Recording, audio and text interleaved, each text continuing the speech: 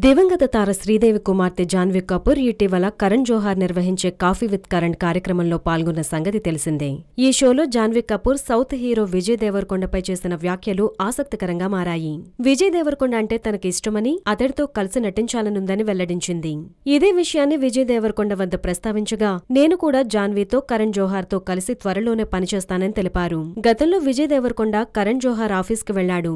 ఈ విషయాన్ని టాక్సీవాలా సినిమా ప్రమోషన్లో భాగంగా వెల్లడిస్తూ, నేను ముంబైలో కరణ్ జోహార్ ఆఫీసులో కూర్చున్నప్పుడు నేనేంటి ఇక్కడ అనిపించింది అంటూ చెప్పుకొచ్చాడు.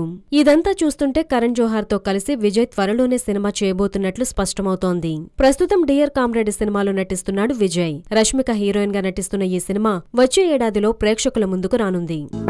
హలో, మిమ్మల్నే యోయో టీవీ యాప్ డౌన్లోడ్ చేసుకున్నారా? ఇంకా లేదా? మీ యాప్ స్టోర్ కి వెళ్ళి వెంటనే డౌన్లోడ్ చేసుకోండి.